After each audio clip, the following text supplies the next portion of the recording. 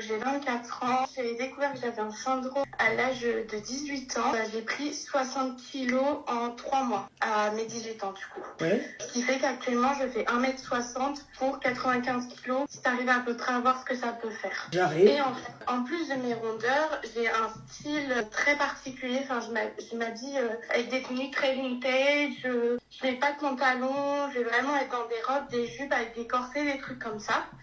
Et en fait, ma mère, dû à mes rondeurs et mon style qu'elle aime pas, elle m'a jamais dit que j'étais jolie. Et maintenant, elle a carrément honte, vraiment, elle me l'a dit, de me voir à l'extérieur, de sortir avec moi, de même aller faire des courses avec moi. C'est impossible pour elle. Parce que, en fait, des gens se retournent. Mais c'est pas par... Enfin, moi, des fois, quand je suis seule, il y a des gens qui viennent m'interpeller pour me dire du fait que j'ai un style très particulier qui est vraiment un style des années 1810 à 1920.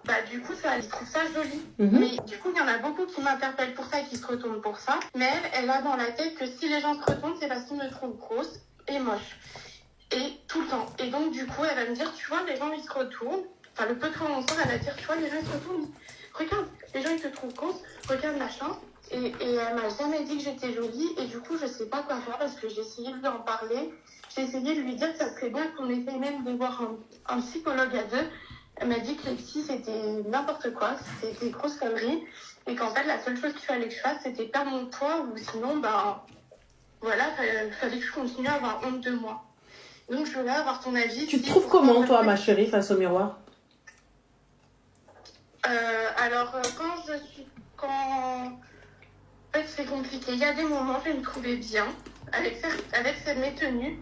Mais dès que je vais pas être à fond dans mes tenues, il y a des moments, je vais pas me trouver belle. Et j'ai besoin que ma mère me dise des fois qu'elle me trouve belle.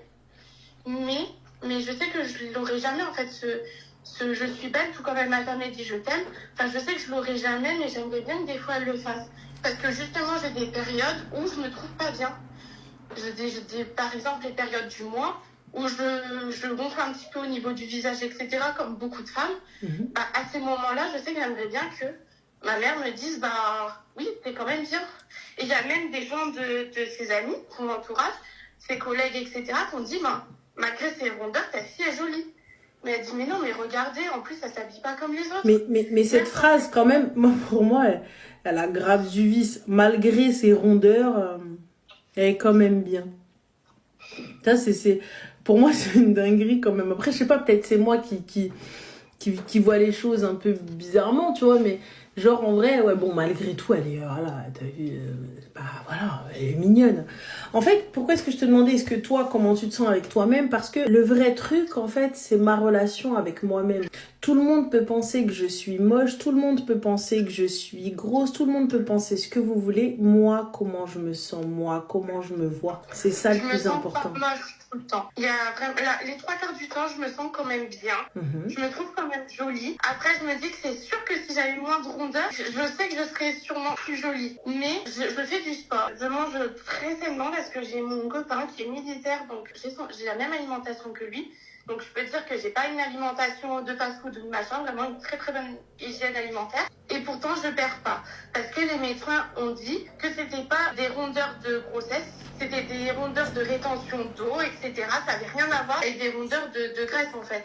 Donc, du coup, en fait, ces rondeurs, je ne les perdrai jamais. Je les ai pris à cause d'une maladie, je les perdrai pas. Et ta mère, malgré ce qu'on dit, les docteurs qui eux sont diplômés, hein, donc le gars, il a fait des études, il est arrivé, donc il arrive à te dire par A plus B pourquoi, comment, qu'est-ce qui se passe, elle arrive, elle te dit non. Elle me dit que c'est pas possible parce que toute ma vie, enfin avant du coup, j'ai toujours été ultra fine. Et donc pour elle, elle dit que c'est pas possible que tu puisses pas retrouver ton corps d'avant. Parce qu'avant, vraiment, j'étais, on voyait limite mes os. Je faisais pour 1m60, je faisais 50 kilos avant. Vraiment, j'étais vraiment très très bien en fait. Pourquoi très très bien? Moi je vois un problème quand même. Hein.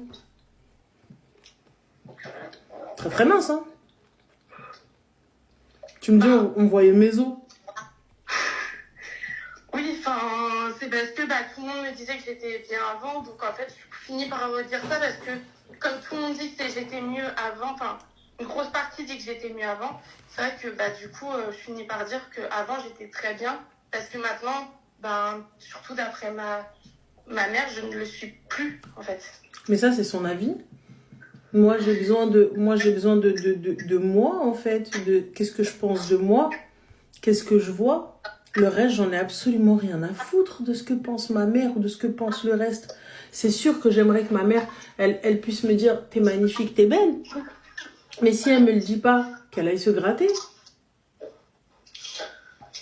Parce que même au quotidien, elle me dit que mon plus gros défaut, ça va même pas être ce qu'on pourrait dire pour des gens être têtu machin. Elle me dit mon plus gros défaut, c'est de pas aimer les pantalons et de pas aimer la matière jean et cuir. J'aime pas ça. J'aime pas ça. Elle me dit que c'est pas normal que je me sente pas à l'aise avec un pantalon. Moi, je lui dis, je me sens plus à l'aise avec des jupes, des robes, parce qu'il y a... C'est ce qu'on appelle un style. C'est comme ça que je me sens mieux. C'est tout. Enfin, c'est mon style. T'as quel âge aujourd'hui? J'ai 24 ans, bientôt 25. Oui, donc ça y est, c'est fini. Elle peut plus contrôler ton style, elle peut plus dire ce que tu veux. Ah non, elle me contrôle plus.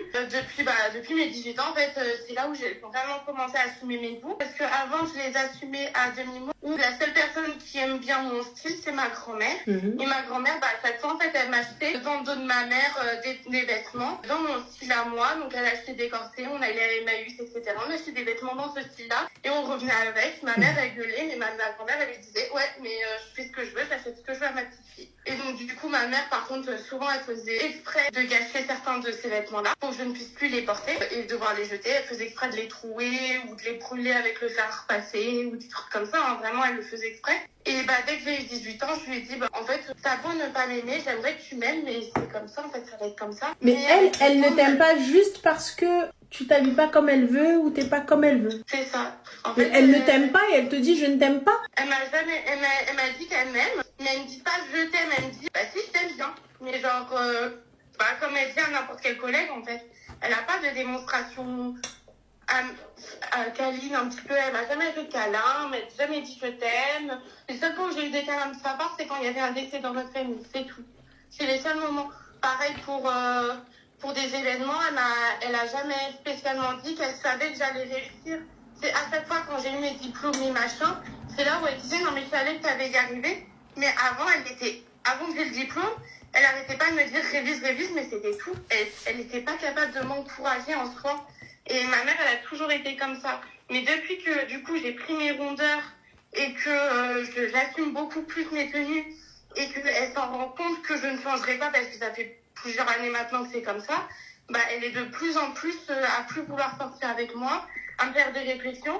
C'est arrivé où avec mon conjoint, parce qu'on n'habite pas dans la même ville, on venait les voir, les week-ends, etc.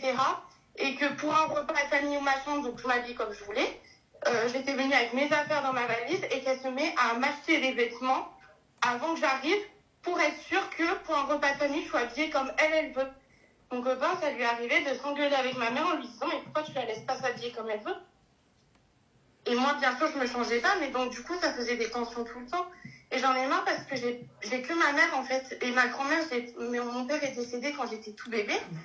J'ai pas d'autres membres de ma famille, donc ça m'empêche que ma mère n'accepte pas ça. Donc c'est pour ça que moi, je lui avais proposé une thérapie ou quelque chose, mais qu'on essaye d'en discuter, ou même si elle veut pas de psy, mais au moins qu'on en discute posément, qu'on s'assoie toutes les deux, qu'on en discute posément et qu'on essaie de trouver une solution ensemble.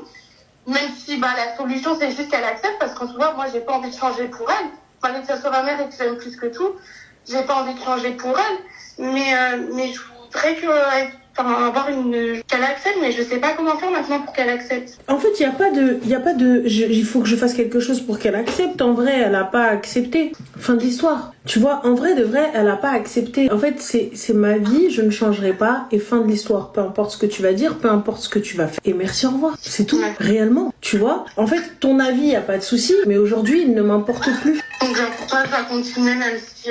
Mais totalement, mais à fond. À fond, ta mère, c'est ta hater, ça. Hors de question, là. Ça va pas ou quoi?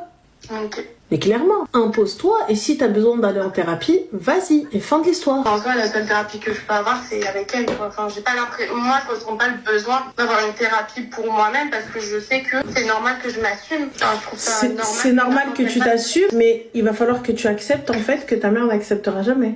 Donc voilà, c'est ça le truc. Ok. Parce moi, je te mens pas, je suis une sorcière, j'aurais dit j'en ai rien à foutre. Je te jure.